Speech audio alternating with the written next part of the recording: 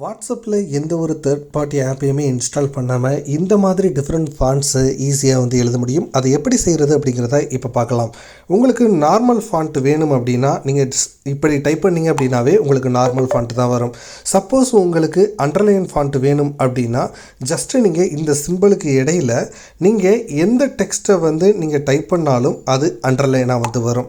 Next உங்களுக்கு bolt font வேணும் அப்படின்னா 2 ஸ்டாருக்கு இடையில் நீங்கள் எதை ரைட் பண்ணாலும் உங்களுக்கு போல்டாக வரும். அதற்கடுத்து உங்களுக்கு பிக் ஃபாண்ட் வேணும் அப்படின்னா 3 சிம்பிளுக்கு இடையில் இதுக்கு இடையில் நீங்கள் எதை டைப் பண்ணாலும் உங்களுக்கு பிக் ஃபாண்ட்டாக வரும்.